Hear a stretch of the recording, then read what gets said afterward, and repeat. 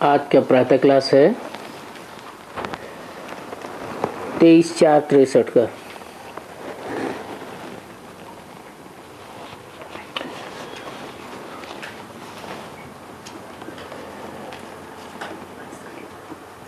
नाटकों में स्त्री पुरुष के लव की बात आती है। अब लव तो स्त्री का पति के साथ है ही,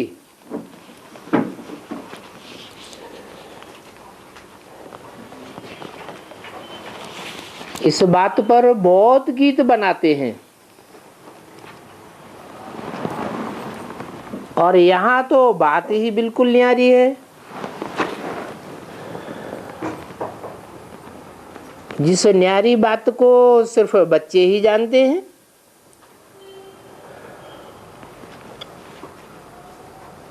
और ये भी जानते हैं कि किसके साथ लव है।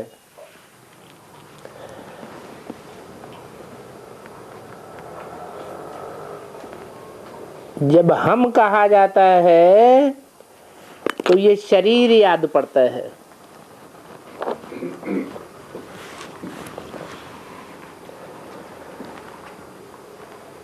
जो ज्ञानी तू आत्मा बच्चे हैं वो जानते हैं कि हम शरीर के लिए नहीं कहा जाता है,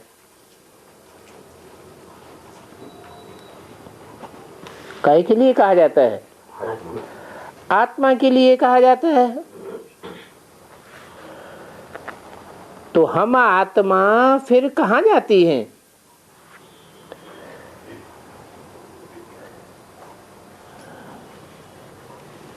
कहा जाता है मेरा शरीर।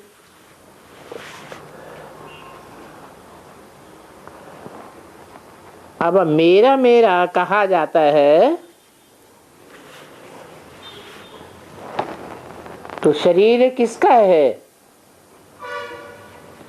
मुझ आत्मा का है। तो मुझे इस समय बाप को याद करना है।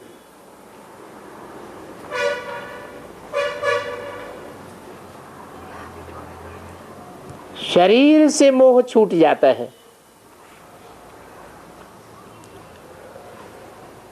इसको ही कहा जाता है देही अभिमानी।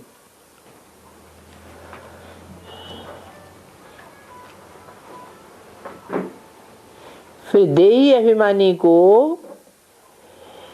इन आर्गन्स द्वारा देही का जो बाप है उनकी ही मत पर चलना है।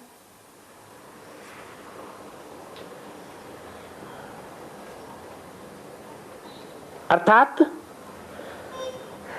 श्रीमत पर चलना है। तो अब श्रीमत किसकी है? क्योंकि श्रेष्ठ तो है निराकार परमपिता परमात्मा।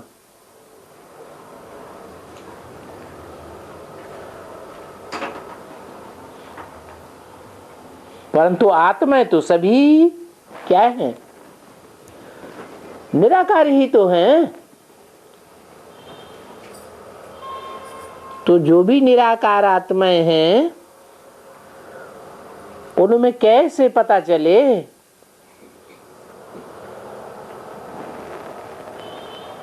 कि कौन सी आत्मा की श्रीमत है?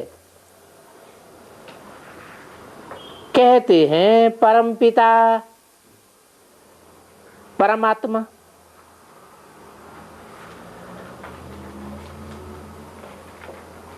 तो इस बात का ही दुनिया में रोला है,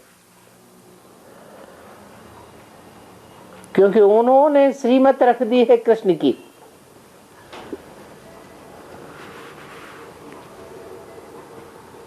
उन्होंने माने किन्होंने? भक्तों ने।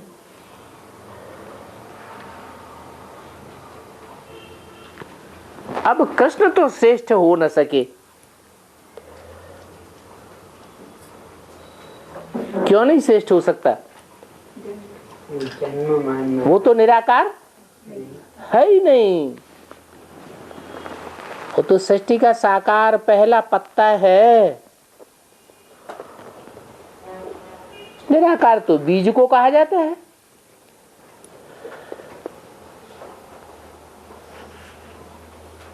तो श्रेष्ठ थे, श्रेष्ठ तो सभी गॉड फादर को ही कहते हैं।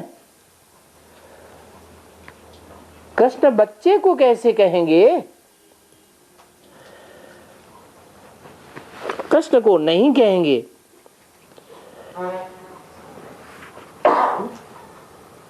गॉड फादर इन कारपोरियल को ही कहा जाएगा।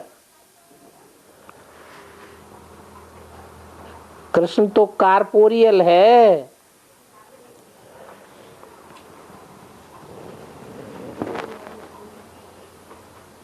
और है कहाँ की बात?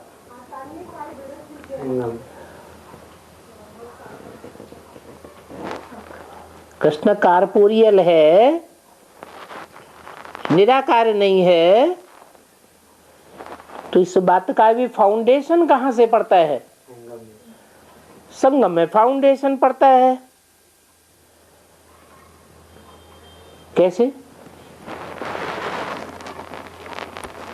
कृष्ण का कोई भी, कृष्ण उर्फ ब्रह्मा का कोई भी ऐसा फोटो नहीं है जो निराकारी स्टेज वाला हो।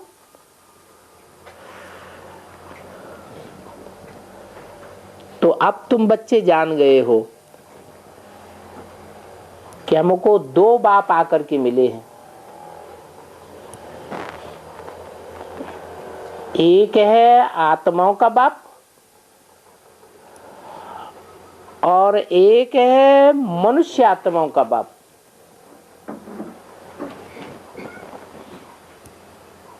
आत्माओं का बाप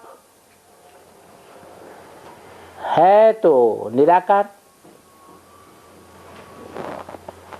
और मनुष्य आत्मा है वो भी निराकार। मनुष्य आत्मा है, सबको निराकार कहेंगे क्या? बनेगा ना, वो तो नंबरवार बनेंगे ना। तो नंबरवार की लिस्ट में आने वालों को सर्वश्रेष्ठ कहेंगे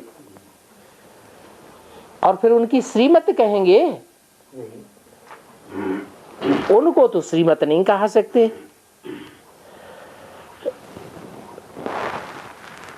तो जो भी निराकारी स्टेज धारण करने वाली आत्माएं जन्म मरण के चक्र में आने वाली हैं,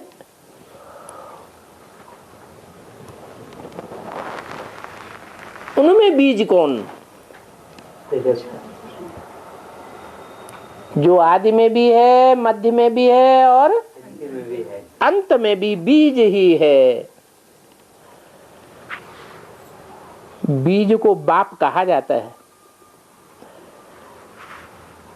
तो एक है आत्माओं का बेहद का बाप और एक है मनुष्य आत्माओं का बेहद का बाप। वो दोनों अब आकर के मिले हैं।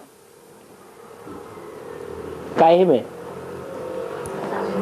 एक ही शरीर में दोनों आकर के मिले हैं। वो जो श्रीमत देते हैं उस मत पर पूरा चलना है।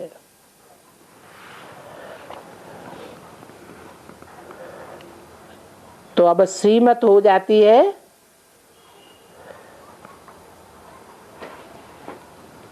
एक की या दो की? एक ही। कैसे? एक है। एक ही शरीर में तो दो हैं। एक है। क्योंकि बाप दादा इकट्ठे हैं। दोनों में बाप कौन है और दादा कौन है? बाप शिव बाप। आत्मिक स्थिति से कहेंगे तो आत्माओं का बाप है शिव बाप। उसको परम पिता कहते हैं क्योंकि उसका कोई पिता है ही नहीं। वो मनुष्य आत्माओं के पिता का भी पिता है। तो जो मनुष्य आत्माएं हैं उनमें जो बड़ा है उसको दादा कहा जाता है। तो बाप दादा दोनों इकट्ठे हुए ना। परंतु बच्चों को ये पता नहीं चलता है कि ये श्रीमत कौन देते हैं। आत्माओं का बाप पता पड़ता है? हमको हमेशा समझना है ये शिव बाबा बोल रहा है। कभी गड़बड़ तो नहीं होता? नहीं होना है। बच्चे समझते हैं कि इसमें सदैव बाप तो नहीं बैठा होगा।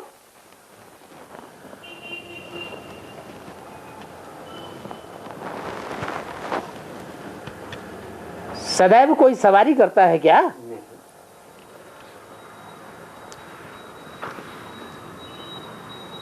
बैल पर सवारी सदैव तो नहीं होगी है? इसको बैल कह दिया है? रमली आत्मा को बैल कह दिया है? बैल देह अभिमानी सांडे को कहा जाता है। तो जो भी मनुष्य मात्र हैं कि आत्माएं हैं वो देह अभिमानी बनती नहीं है क्या? बनती तो है। तो जो भी देह अभिमानी आत्माएं बनती हैं उनमें मुख्य हैं दो। एक है बाप मनुष्य सृष्टि का और दूसरा है उसका पहला दादा बच्चा श्री कृष्ण, जो अंतिम जन्म में आकर के देह अभिमानी बैल के रूप में दिखाया गया है। जहां जहां शिवलिंग बना देंगे तो लिंग है किसी और की यादगार, उसमें बिंदु है किसी और आत्मा की यादगार। किसकी यादगार? बिंदु है शिव की यादगार, लिंग है मनुष्य सृष्टि के बाप के साकार स्वरूप की यादगार, और जो बैल दिखाते हैं वो किसकी यादगार है? हाँ, वो उसकी यादगार है कि परमपिता परमात्मा बाप आते भी हैं, पढ़ाते भी हैं, परंतु वो अपने साकारी स्टेज को जल्दी छोड़ नहीं पाता।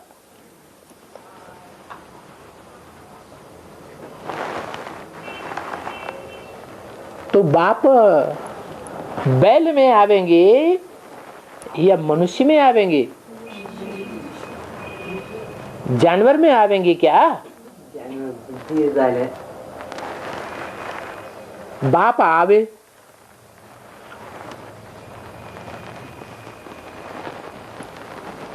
और कोई पहचान न पावे तो उसे जानवर बुद्धि कहें या मानवीय बुद्धि कहें? जानवर भी तो अपने बाप को पहचान लेते हैं।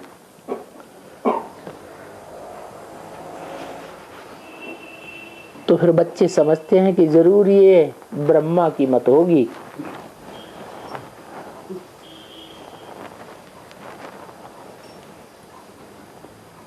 ब्रह्मा भी एक है, ब्रह्मा और एक है प्रजापिता ब्रह्मा। तो बाप कहते हैं फिर भी ब्रह्मा की मत गाई हुई है, चाहे प्रजापिता ब्रह्मा हो और चाहे ब्रह्मा हो। हाँ, कृष्ण की मत नहीं गाई हुई है, न शिव की मत गाई हुई है।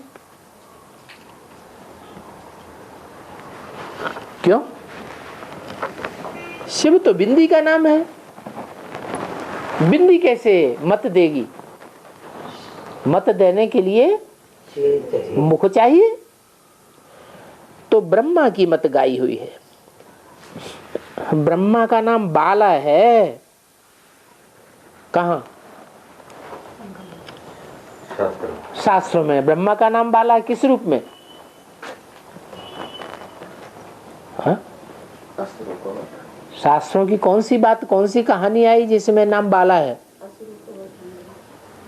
प्रजापिता ब्रह्मा, प्रजापति ब्रह्मा, दक्ष प्रजापति। तो बच्चों को मत मिलती है।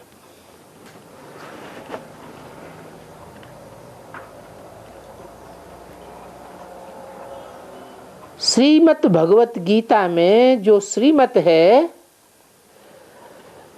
ये भी पता निकालना पड़े कि गीता में किसकी मत है। ब्रह्मा की मत है या शिव की मत है?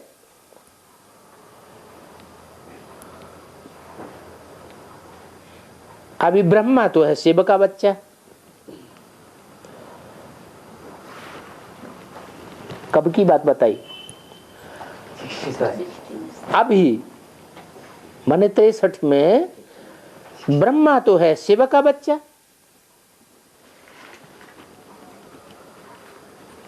शिव का बच्चा,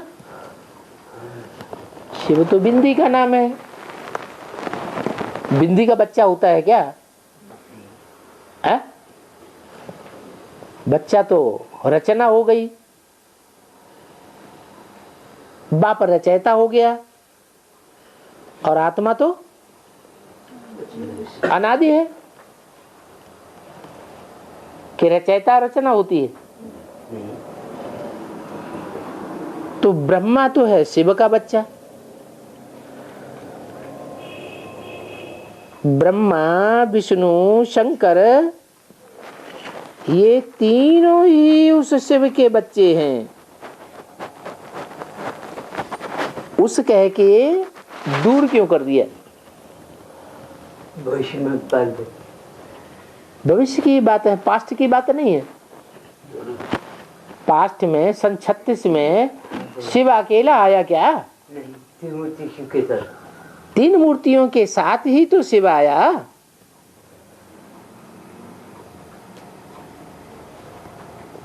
तो सिर्फ ब्रह्मा ही नहीं, ब्रह्मा, विष्णु, शंकर, तीनों उस शिव के बच्चे हैं। चाहे पास्ट में कहें और चाहे फ्यूचर में जो पार्ट होने वाला है उसके लिए कहें। ब्रह्मा को आदिदेव कहते हैं। त्वम आदिदेव है, पुरुष है, पुराण है, शास्त्रों में गायन है। तुमस्य जगतस्य परम निधानम।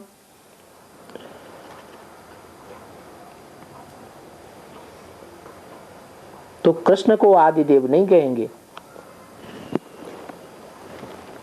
क्या? आदिदेव नहीं। क्यों? सृष्टि का पहला पत्ता है तो पहला देवता नहीं बनता है? नहीं बनता, रचयिता पहला पत्ता तो है, परंतु जो भी देवात्माएं हैं उनमें जो पहला होगा, अव्वल नंबर होगा, वो बड़ा होगा या बाद वाले पत्ते बड़े होंगे? बड़ा। अव्वल नंबर को ही बड़ा कहेंगे। उन्होंने तो कथा बना दी, अल्लाह अव्वल दिन। अल्लाह आते हैं तो अव्वल नंबर दीन अर्थात धर्म की स्थापना करते हैं।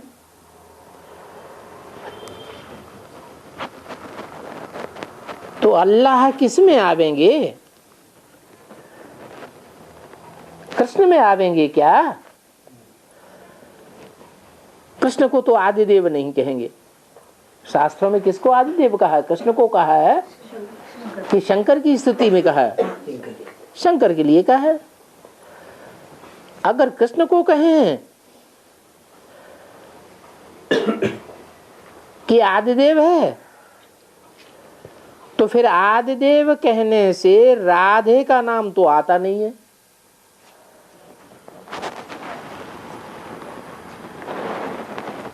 आदिदेवी के रूप में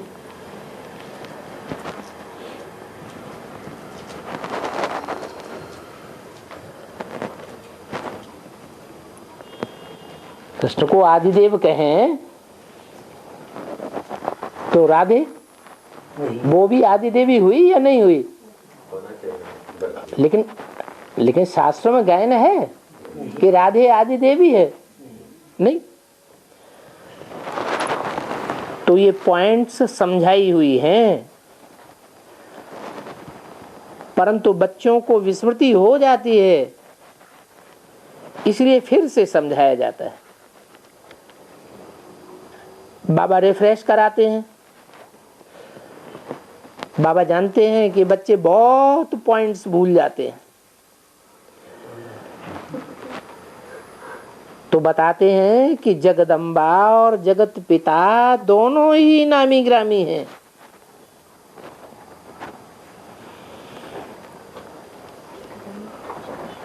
जगत पिता के साथ जगतम पितरम,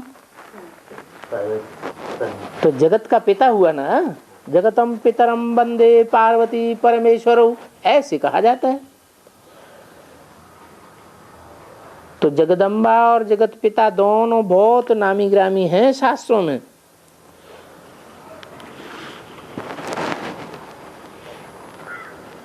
प्रजापिता उनका नाम है जिसमें शिव प्रवेश करते हैं। अब ब्रह्मा जब कहा जाता है तो बुद्धि चली जाती है सूक्ष्म वतन में।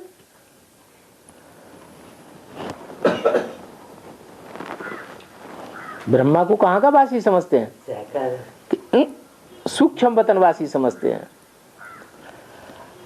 अब प्रश्न उठता है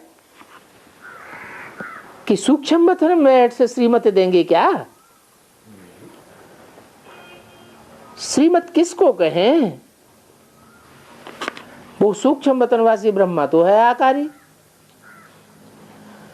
जो आकारी है उसमें आवाज तो निकल नहीं सकती, वो तो सबटिल बर्ड हो गई।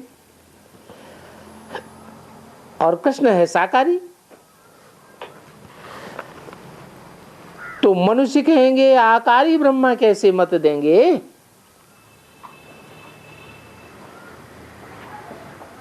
क्या जवाब आएगा? जो साकारी ब्रह्मा है वही आकारी ब्रह्मा बन जाता है, तो मत कैसे देंगे? है? आकारी में से तो आवाज निकल नहीं सकती, वो तो टाकी हो न सके। टाकी होने के लिए तो साकार मुख चाहिए। तो आकारी ब्रह्मा कैसे मत देंगे? जरूर कोई साकार में प्रवेश करना पड़े, क्योंकि मत तो साकार ही देंगे ना।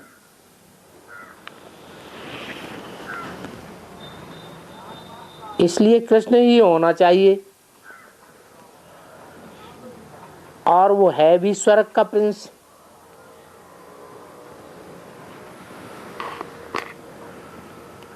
और ब्रह्मा तो है सूक्ष्म वतन में। भले ब्रह्मा का चित्र भी बनाते हैं, तो चित्र कहां से बनते हैं? सूक्ष्म वतन के बनते हैं या साकारी दुनिया के बनते हैं? चित्र तो चरित्र की यादगार है, और चरित्र जो खेड़े जाते हैं वो तो साकारी दुनिया में खेड़े जाते हैं। चित्र ब्रह्मा का बनाते हैं क्योंकि सूक्ष्म वतन का तो कुछ बना ही नहीं सकते, इसलिए स्थूल में ब्रह्मा का चित्र बनाए रखा है। तो फिर कहेंगे ब्रह्मा तो सूक्ष्म वतनवासी है, तो भला ब्रह्मा की मत कैसे मिले? तो जरूर उन्हों को स्थूल वतन में आना पड़े।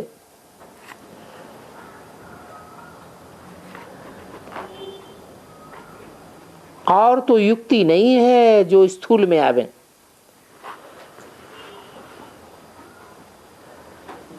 ये तो कोई कह न सके कि सूक्ष्म वतनवासी ब्रह्मा यहां आ सकता है।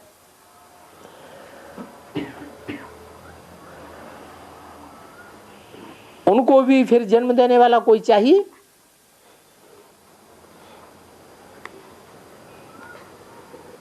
प्रजापिता ब्रह्मा की भी मां चाहिए। क्या कहा? माँ चाहिए। प्रजापिता है मनुष्य सृष्टि का बीज और उसकी भी मां चाहिए। तो जो भी मनुष्य हैं उनको ब्रह्मा जरूर चाहिए। तो फिर कौन हुआ वो ब्रह्मा जो प्रजापिता की भी अम्मा हो? नहीं तो अम्मा के बिगर पैदा कैसे हो? कृष्ण के माँ बाप भी तो मशहूर हैं।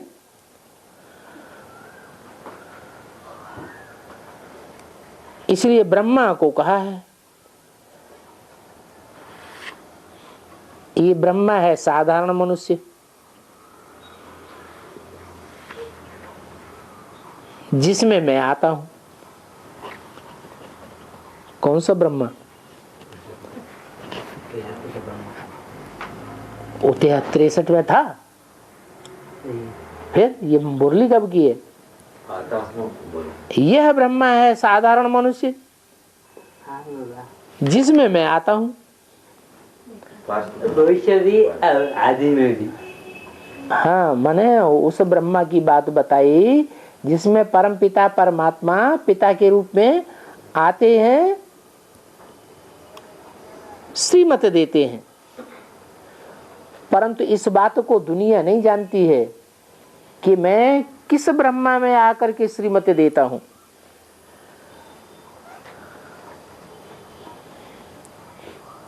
तो बाबा आकर के इस गुचवण को समझाते हैं, बंडर दिखाते हैं ना। कोई कहते हैं इनको ब्रह्मा किसने बनाया?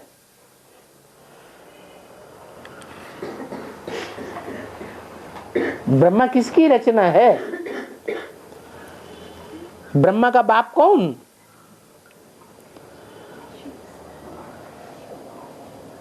कोई तो अथॉरिटी होगा ना। ऐसे तो बहुतों के नाम ब्रह्मा रखते हैं।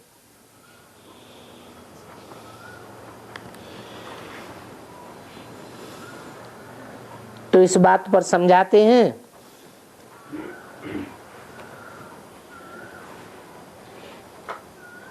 ये बुद्धि में याद पड़ना चाहिए कि ये बात भगवान ही समझा सकते हैं और तो कोई समझा ही नहीं सकता। ये ब्रह्मा है भगवान का बच्चा। कब की बात है? 63। जरूर यज्ञ के आज की बात है कि जगदम्बा है प्रजापिता की माता।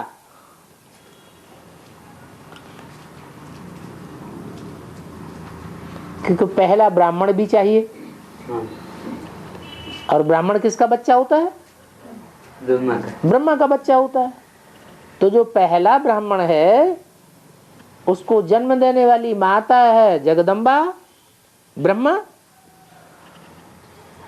और उसका बच्चा है। दोनों का फिर बच्चा कौन? प्रजापिता का बच्चा कौन? ब्रह्मा।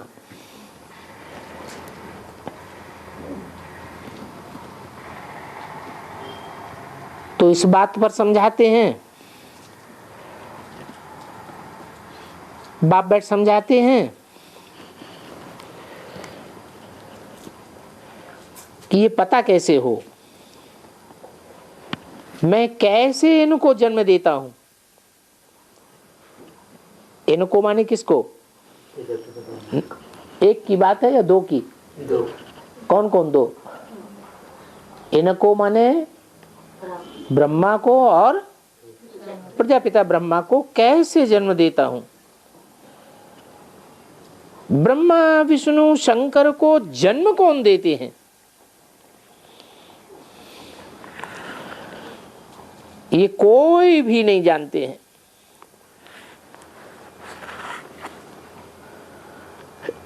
कृष्ण का जन्म तो मां बाप से दिखाते हैं।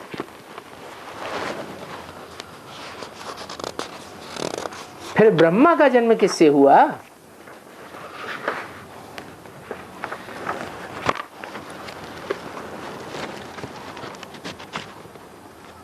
तेईस 63 की वाणी का दूसरा पेज।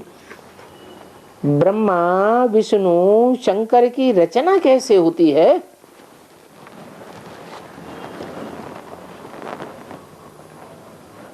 अब रचना सूक्ष्म वतन में होती है या साकार वतन में होती है?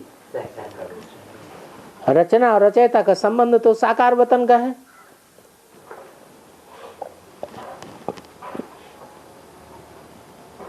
परंतु हर चीज पहले सूक्ष्म में तैयार होती है कि पहले स्थूल में तैयार होती है? पहले तो सूक्ष्म में हर चीज तैयार होती है। तो सूक्ष्म को वो सूक्ष्म वतन कह दिया है। ये बातें कोई भी नहीं जानते हैं। सूक्ष्म का तो माँ बाप भी सूक्ष्म ही होगा, दूसरा तो कोई है नहीं जो ये सुनाए सके। कितनी गुह्य बातें हैं। ब्रह्मा विष्णु शंकर का रचयिता तो जरूर कोई होगा ना। अब रचयिता निराकार होगा या साकार होगा? है रचयिता सूक्ष्म माना ज्योतिर्बिंदु है। सूक्ष्म माना ज्योतिर्बिंदु। हाँ, तो ज्योतिर्बिंदु निराकार से सूक्ष्म ब्रह्मा विष्णु शंकर की रचना, ये संकल्पों की सृष्टि हुई।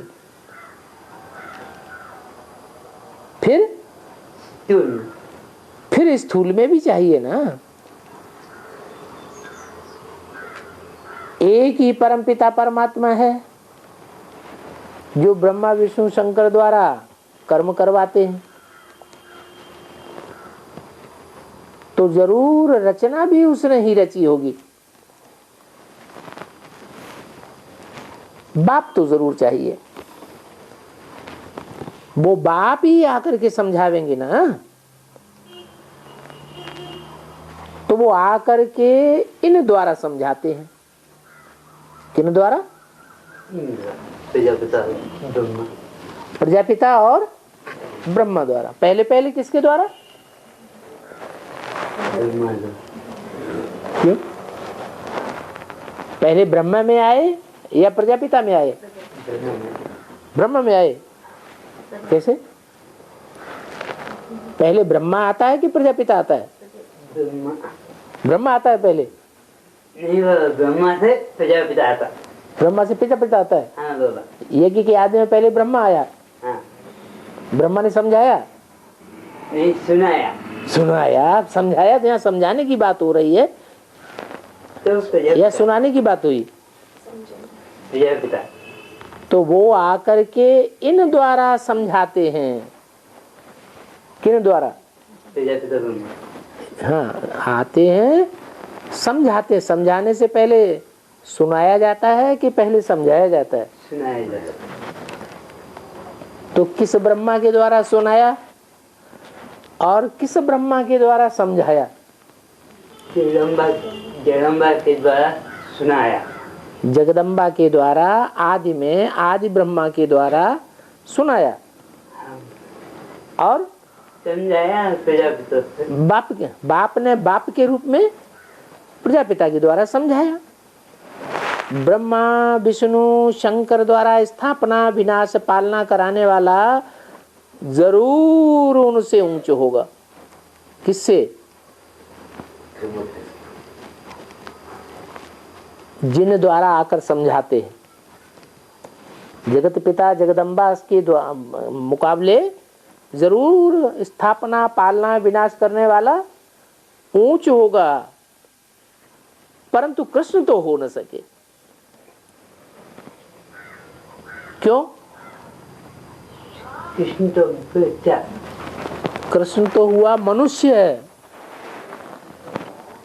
और मनुष्य जो होता है वो किसको कहा जाता है? जो मन का उपयोग करता है, मनन चिंतन करता है, उसको मनुष्य कहा जाता है। और भगवान को मनन चिंतन मंथन करने की दरकार है? नहीं, वो अमन है। भगवान तो असोचता है, तो कृष्ण तो मनुष्य हुआ,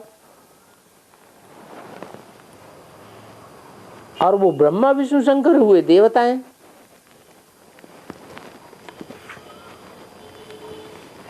भगवान तो मनुष्य को क्या बनाने वाला है? देवता बनाने वाला है। तो उन देवताओं से भी ऊपर में जाओ, कौन है? शिव है। तो ऊपर में है मूल वतन। स्थूल सूक्ष्म और मूल वतन गाया जाता है, और मूल परम धाम को कहा जाता है मूल वतन, और वो है सूक्ष्म वतन। मूल वतन में कौन रहता है? मूल वतन में तो जरूर मूल ही रहता होगा। ये जो शरीर धारण किए हैं भिन्न भिन्न, उनका मूल कारण कौन है? आत्मा। तो जो मूल कारण है वो कहाँ रहता है? मूल वतन में। तो मूल वतन में रहती है आत्माएं, और सूक्ष्म वतन में कौन रहता है? ब्रह्मा विष्णु शंकर, जो सूक्ष्म वतनवासी है। तो ये बातें बड़ी सिंपल हैं, परंतु तुम्हारे लिए तो सिंपल है, और दुनिया के लिए तो सिंपल नहीं है। तो अपन को क्या बात सिद्ध करनी है? अपन को ये सिद्ध करना है कि श्रीमत किसकी है? शिव बाबा। श्रीमत शिव ज्योति बिंदु आत्मा की है।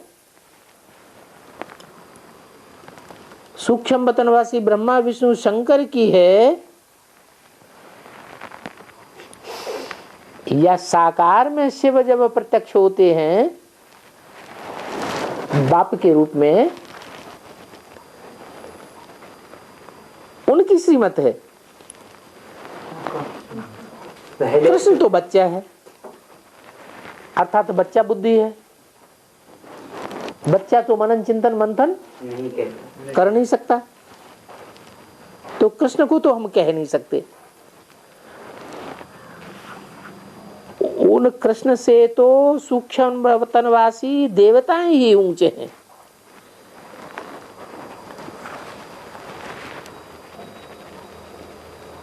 कहते हैं ब्रह्मा द्वारा मनुष्य सृष्टि पैदा हुई है। शास्त्रों में ज्ञान किस बात का है? मनुष्य सृष्टि किससे पैदा हुई? ब्रह्मा द्वारा सृष्टि पैदा हुई। अब कृष्ण द्वारा थोड़ी कहेंगे। ब्रह्मा यूं ऊंच गाया हुआ है, कृष्ण तो मनुष्य हो गया। ब्रह्मा है सूक्ष्म वतनवासी, परम पिता परमात्मा है मूल वतनवासी। उनको याद गॉडफादर कह करके याद करते हैं। सिर्फ फादर नहीं कहेंगे, क्या कहेंगे? गॉडफादर। गॉडफादर। तो परमपिता अक्षर जरूर आता है। लौकिक बाप को अथवा डाडे को परमपिता नहीं कहा जाता। कहा जाता है क्या है? क्यों नहीं कहा जाता? लौकिक बाप को या बाप के बाप डाडे को परमपिता क्यों नहीं कहा जाता? क्योंकि उनका भी तो कोई पिता हुआ था ना, फिर उनका भी कोई पिता हुआ, फिर उनका भी कोई पिता हुआ। तो उन देहधारियों को तो परमपिता नहीं कहा जाता। ये परमपिता टाइटल तो बहुत ऊंचा है, जिससे ऊंचा कोई होता ही नहीं। इसलिए आत्मा कहती है, हे परमपिता परमात्मा, हमको इस दुख से छुड़ाओ।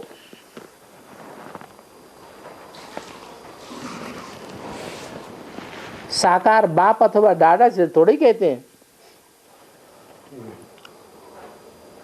कहते हैं, हे परमपिता परमात्मा, हमारी ये आस पूरी करो। तो अभी आस पूरी करने वाला ऊंच ते ऊंच है परमपिता परमात्मा।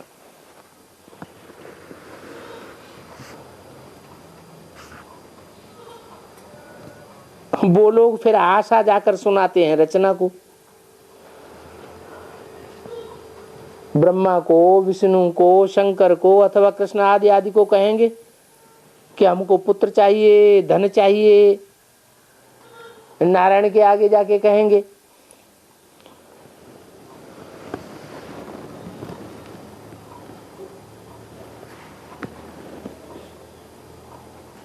अब ये ब्रह्मा तो कोई मांगता नहीं।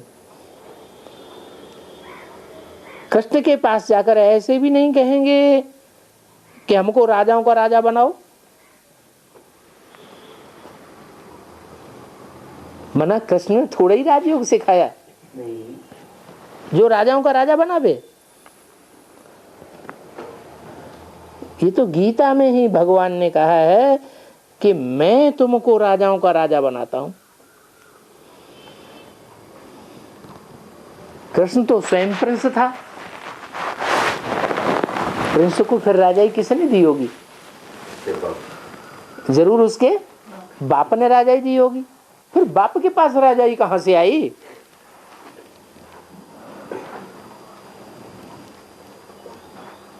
तो देखो, ये सभी विचार सागर मंथन करने की बातें हैं। कृष्ण के मंदिर में जाते तो हैं, परंतु ऐसे नहीं कहते हैं कि आपने तो राजयोग सिखाए, राजाओं का राजा बनाया था। हाँ, गीता में ये लिखा हुआ है,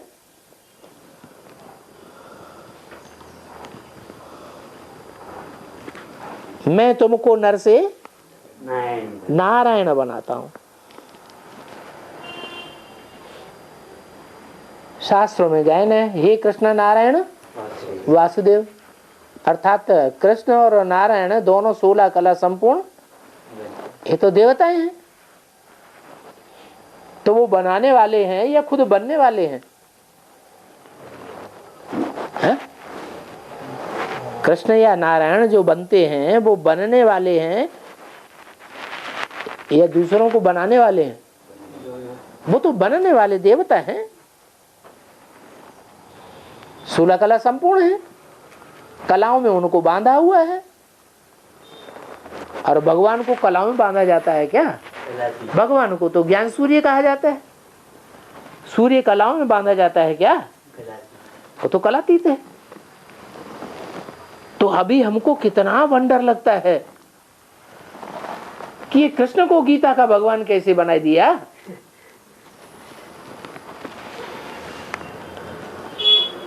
क्योंकि कृष्ण ही तो श्री नारायण बनते हैं, तो बनाने वाला कोई दूसरा चाहिए या स्वयं कृष्ण ही अपने को बनाता है नारायण? हमने पूजा तो बहुत की है, परंतु गीता में तो है ही कृष्ण भगवान वाच।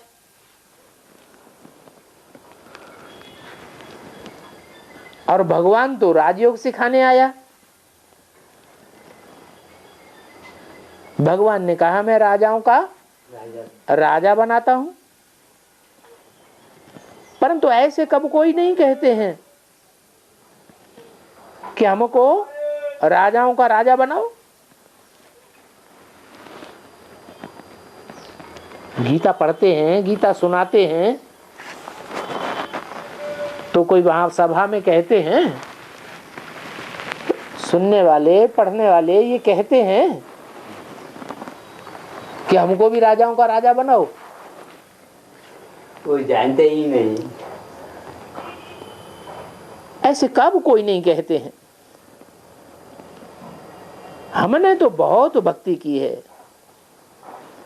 परंतु ये बातें किसी की बुद्धि में नहीं आती हैं जो कृष्ण को कहें आप जब आए थे तो आपने राजाओं का राजा बनाया था।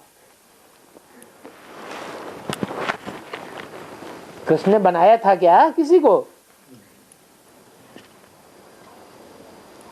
अभी तो वो नहीं है ना। कौन? कृष्ण। कृष्ण भगवान होकर गए हैं ऐसे कहते हैं, परंतु कृष्ण को द्वापर में ले जाने से उनको श्री नारायण समझ नहीं सकते। द्वापर में 16 कला संपूर्ण होते हैं या सतयुग में 16 कला संपूर्ण होते हैं? लेकिन कृष्ण को कहां ठोक दिया? कौन से युग में ले गए? द्वापर में ले गए। तो द्वापर में तो ज्यादा से ज्यादा 8 कलाएं रह जाती हैं। हाँ, वहां तो नारायण नहीं समझ सकते। अगर कृष्ण ही भगवान होता तो फिर उनसे क्यों नहीं ये कहते कि हमको राजाओं का राजा बनाओ? आपने ही हमको राजयोग सिखाया था। सुनने वाले इतना गीता ज्ञान सुनते हैं, औरों को सुनाते भी हैं, लेकिन ये तो कोई नहीं कहता कि हमको राजाओं का राजा बनाओ। जो चीज उसने दी वो ही फिर उनसे मांगनी चाहिए ना। अगर कृष्ण ने राजाओं का राजा बनाया तो फिर कितने जन्मों से गीता सुनते चले आए। कोई ने ये इच्छा जाहिर की कि हे गीता के भगवान कृष्ण हमको भी राजाओं का राजा बनाओ। मनुष्य से देवता बनने की तरकीब बताओ।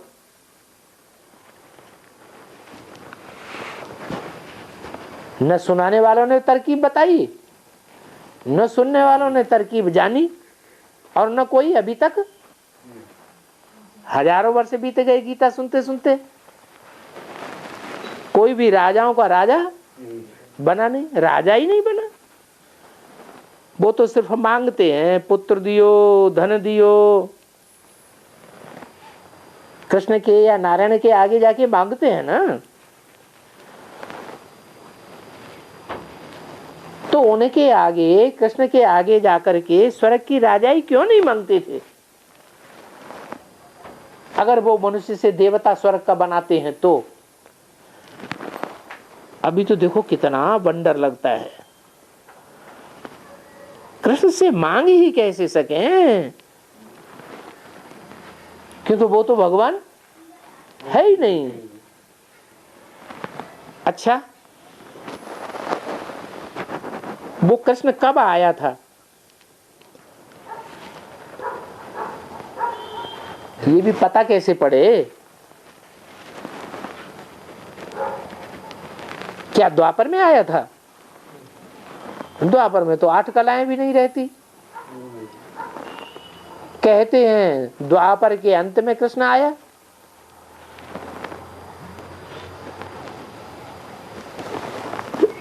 तो पता नहीं पड़ता है तो फिर कह देते हैं प्रेरणा। प्रेरणा अक्षर कह देते हैं। भगवान की प्रेरणा से हमारी मनोकामना पूरी हुई, तो फिर भला कोई क्यों नहीं प्रेरणा से राजाओं का राजा बन जाते? भगवान क्यों नहीं प्रेरणा से राजाओं का राजा बना देते? गीता सुनने सुनाने की दरकार ही नहीं। अगर प्रेरणा से ही कराते हैं तो राजाओं का राजा बनाते होंगे। अच्छा, शिव बाबा है तो उनसे क्यों नहीं मांगते हो?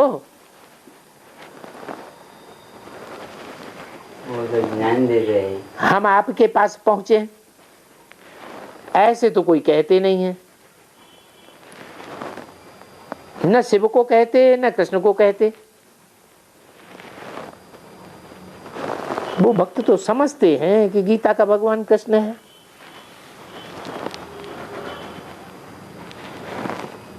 तो दो बातें हैं, कृष्ण का नाम दे करके शिव का नाम गुम कर दिया है।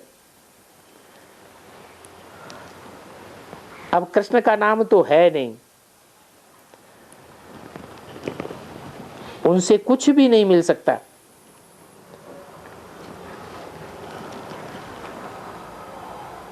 वो राजयोग सिखा ही नहीं सकता। कृष्ण बच्चा राज की बातें क्या जाने, तो राजाओं का राजा कैसे बनावेंगे? भक्ति मार्ग में रोले बहुत हैं। तो अभी बाप श्रीमत देते हैं,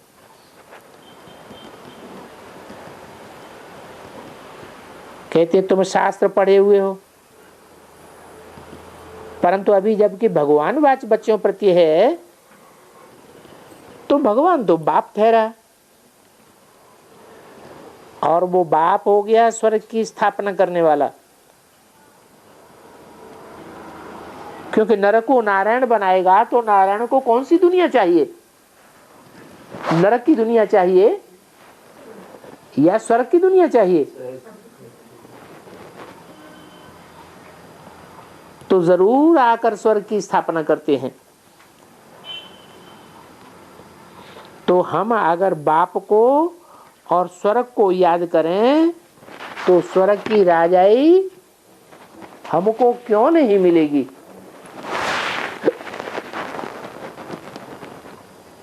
तो 63 की वाणी का तीसरा पेज। लौकिक संबंध में भी तो बाप से ही वर्षा मिलता है, परंतु लौकिक बाप की कोई पूजा बैठ नहीं करते हैं। क्यों नहीं करते हैं? हैं? लौकिक बाप की पूजा क्यों नहीं करते? एक जन्म है? सिर्फ एक जन्म के मिलता है। हाँ, एक जन्म के लिए करें, करते हैं एक जन्म के लिए पूजा? पूजा बैठे नहीं करते हैं, क्योंकि पूजा का आधार है प्योरिटी। और लौकिक बाप ने प्योरिटी से जन्म दिया या इम्प्योरिटी से जन्म दिया? वो तो इम्प्योरिटी से जन्म देते हैं। हम भी उस लौकिक बाप की पूजा नहीं करते थे, उनसे तो डायरेक्ट वर्षा मिलता है। किनसे? शिव बाबा से। वो जब डायरेक्ट आते हैं तो वर्षा देते हैं। कहते हैं सर्वधर्मान परित्यज्य मामेकम सर्वं भज। क्या कहते हैं? ये हिंदू मुस्लिम सिख ईसाई ये सब धर्मों को त्याग दो, ये सब देह के धर्म हैं। आत्मा को कोई दर्द नहीं, सदा ये आत्मा के धर्म नहीं है। मैं स्वधर्म में आकर के तुमको टिकाता हूं।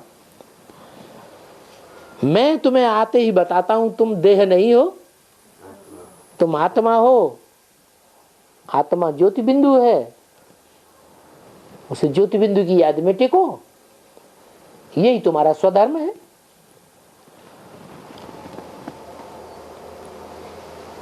तो हम तो जानते हैं कि बाबा स्वर्ग की स्थापना करने वाला है,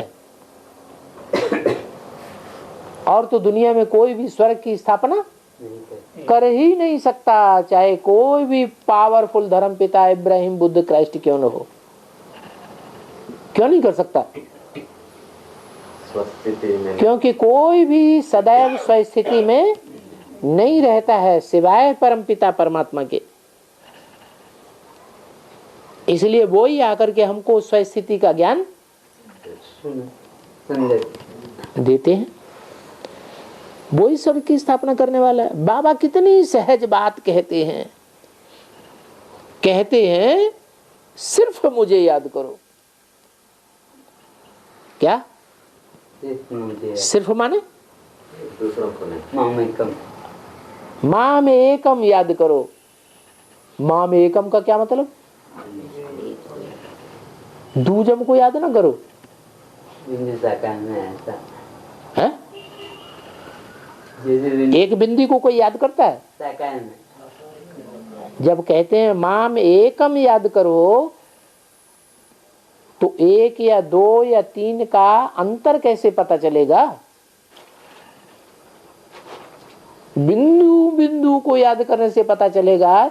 ये बिंदु शरीर में प्रवेश करे तब वो प्योरिटी का पता चले।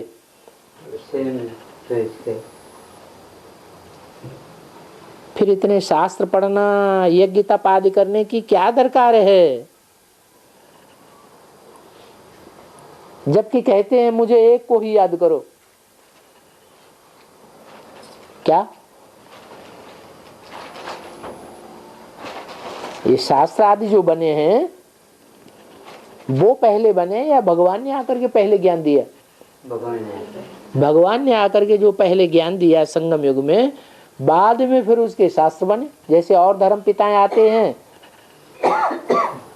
पहले धर्म स्थापना की बातें बताते हैं, धर्म की धारणाएं सुनाते हैं, फिर बाद में उनके बाइबल कुरान आदि शास्त्र बनते हैं।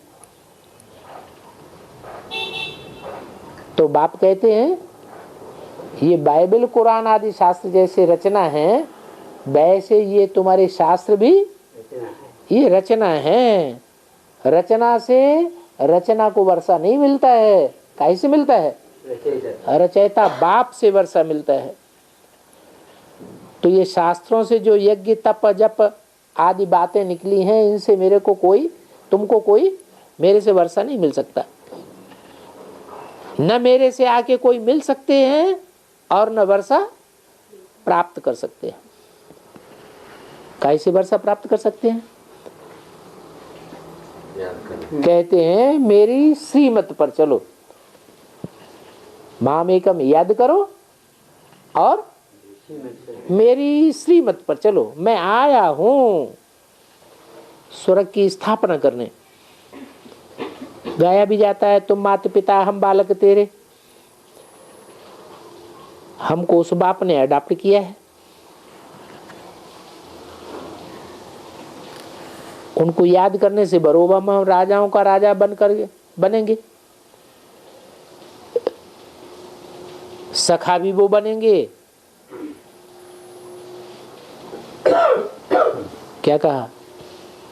भगवान के सखा भी कौन बनेंगे? कोई बनेंगे या नहीं बनेंगे? सखा माने फ्रेंड्स, साथी। एक जन्म के साथी या जन्म जन्मांतर के साथी? एक जन्म के साथी भगवान के बनेंगे। बाकी जन्म में भगवान के साथी नहीं बनेंगे। जन्म जन्मांतर के सखा का संबंध निभाने वाले। तो सखा भी वो बनेंगे, साथी अर्थात फ्रेंड्स भी वो बनेंगे। कौन बनेंगे बताओ? जो साथ देते। हाँ तो कौन है? कौन देते हैं साथ? कितने देते हैं साथ? कोई संख्या वंख्या है कि नहीं? 8 हैं जो आदि से लेकर के षष्ठी के कल्प आदि से लेकर के कल्पांत तक साथ निभाते हैं, सखा बनते हैं। और वो बनते हैं तब जब पूरा इम्तिहान पास करते हैं। क्या? पूरा इम्तिहान पास करते हैं तो फिर सखा बनते हैं।